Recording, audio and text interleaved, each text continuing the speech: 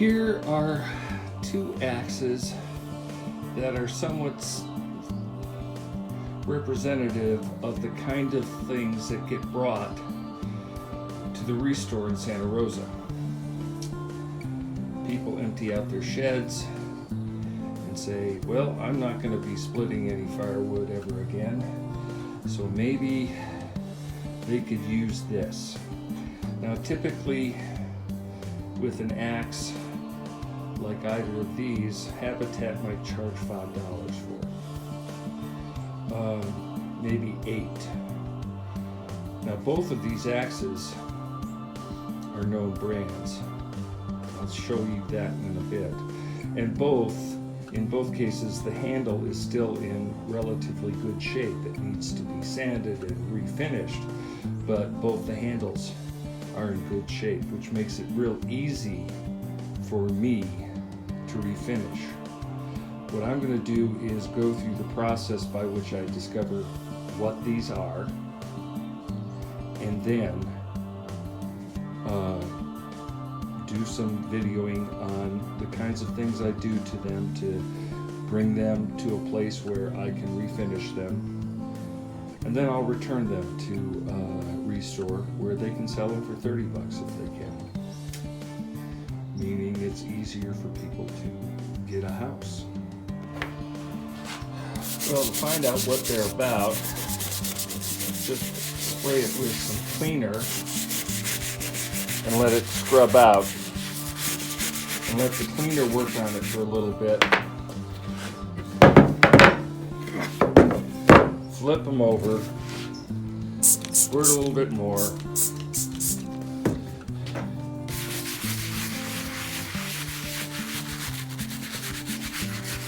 So far I don't have the big gantry for my videography yet, so it's either a simple tripod or I hold it.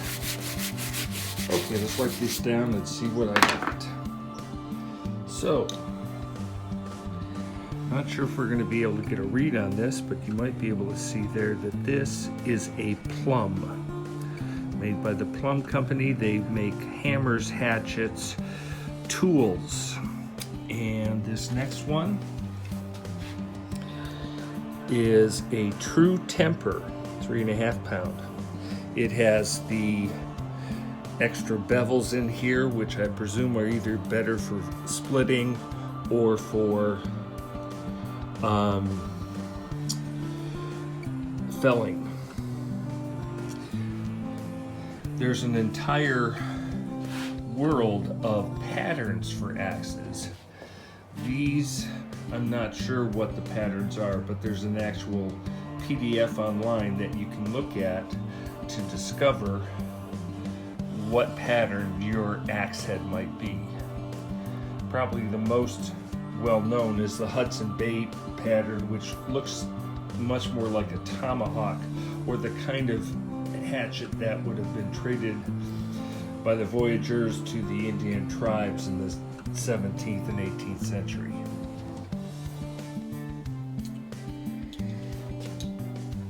Quite often, the choices I make about how I'll finish something and how I'll take care of it is predicated on how much rust there is. This one, although dirty, doesn't look terrible. I've had some axes come in with huge amounts of rust, and in those cases I typically put them through electrolysis in a bath out in the back shed, where I use borax or baking soda along with electricity to take off the rust. In this case, I'm just simply going to use an angle grinder. This has an 80 grit disc on it, and the difficulty and the care you need to take with this is that, one, it's a dangerous tool, so wear the appropriate stuff. In my case, my glasses are polycarbonate. I'll probably have on a dust mask, because sometimes the particles just fly all over the place and you find it in your nose. The other thing to think about is you need to keep this edge This is where the cutting steel has been forged into the blade, and this edge needs to be kept cool enough. It can warm up, but you don't want to destroy the temper. So I have with me a squirt bottle of water and vinegar that I'll squirt on it just to take the temperature down from time to time, and so I'm not affecting the temper of the steel in the axe. Here we are. I don't know if I'm going to be able to film this very well, so I'll do a little bit and then come back and show you what it looks like. Okay, this is about 30 seconds with the angle grinder. It's just a tad warm.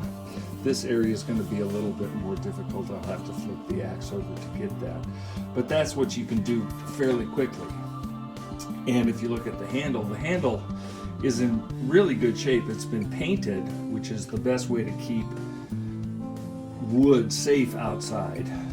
But I'll take it down and put boiled linseed oil and probably some stain into it.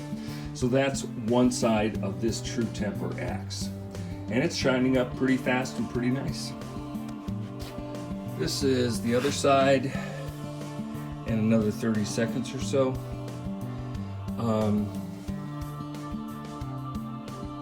These are real pretty axes with this extra bevel in here. I just think they're real pretty. They're quite lovely. Okay, I'll do some more. Now the plumb axe has seen some harder use as far as I can tell from the true temper. If you look up here, this is called the pole of the axe. And someone has taken a hammer and used a hammer or another axe or a sledgehammer to use it to force this through some kind of wood. In general, the bushcraft people and axe lovers do not recommend using metal on this because you mushroom out the head. I'm going to clean it up to the best of my ability in a short time. But typically what they'll suggest is instead of using another piece of metal on this, use a big stick. Use something wooden to bang on this, which is what I do when I need to split some kindling or something.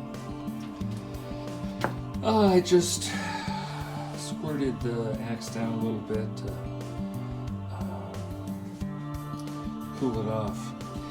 The plumb, the pole here has come out pretty good, and the rest of it's come in. This is a replacement handle that was put on, I imagine, okay. If you notice here, there's an enormous amount of distance between this point and the bottom of the axe. Typically, you want to set the axe back here and have more hanging off the front and then cut it. Yeah, you're given excess on this kind of a replacement handle to create a better seat. Now, I am no expert at handling. I find it much more an art and a craft than simply because you can, by the time you get the thing to fit, it could be, there's just so much distance at times. So it's hanging a handle, an axe head on a handle is an art in and of itself. And there are people online, whether it's Dave, what's his name?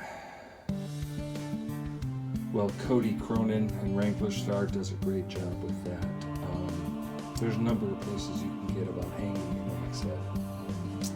I'm going to clean up this area on both sides of the axe because this one needs a lot more TLC here. It needs some And so I'm likely to be wetting it down a number of times just to try and take care of the abuse this thing has had. I'm looking at it thinking that someone was chopping tree roots with this thing, which is a fine thing to do with an axe if provided you take care of it. There are some pretty deep nicks along the blade of this, and so I'm going to let it cool down a little bit because I took it against a disc grinder just to even out that, and then now I'm going to profile it again with the angle grinder. Again, for those of you who are crazed and going, "Oh no, don't use that on it," I know I could file it. I could, if this was going to be my axe, or I was dealing with an axe like a Norland or a Grand Force Brooks or a Halta Force Brooks, I might make different choices. But my goal here is to present something back to Restore that they can sell, that hasn't been damaged, where the temper is still good, and help some people finally get a house in there for themselves. Here we go. So for right now, this is where I'm going to leave these in terms of cleaning up the heads. Now I'm going to sand down and see what we have as what I can turn the handles into. This one has obviously been painted up here, white and then red. This one is a replacement handle. So my process for sanding is pretty straightforward. I take a random orbital sander, and I'll start with 60 grit, scuff everything up, go to 80, go to 120. At around between 120 and 150, I'll decide whether I want it any smoother, and then we'll think about finishing the handle. I think they're both hickory, which is one of the best woods for baseball bats and axe handles. So we'll get started, and I'll show you a little bit of this later. So the heads have been cleaned up, the handles have been sanded down to about 100, 120, and I'm going to put some finish on it. Now, some people manufacturers put varnish on their handles because it keeps them looking nice in the store. Can't fault them for that. But I'm not the first person who said that. But varnish tends to make your hands blister and hurt. I picked this up from a man named, he goes on YouTube by Wrangler Star. His name is Cody Crone. If you're a more conservative person, you might want to check out his channel. If you're a more progressive person, maybe not. I happen to like watching his videos when he's showing me something, a way to get around a problem. So, this is after the application of the stain and linseed oil. I'm now going to wiping it down. It doesn't turn everything this dark, it just gives it a nice vintage patina. This is what they look like after I've wiped the stain away. If you see the marks and the history of this axe remains. Same over here. Now these are both in pretty good shape, so what I may do is I may put a paracord overstrike area in here, which pretties them up, makes them a little bit more special. And this, because these didn't take too long, that's something I can afford to add to the party and allow them to be sold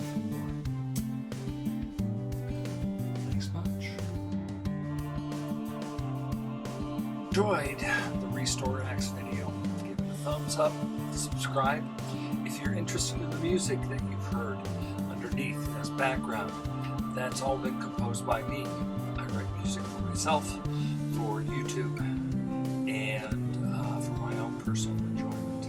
Thanks a lot for coming. I hope to see you again. Comment down below on what you like and what you don't like. I'll read the comments. Be respectful.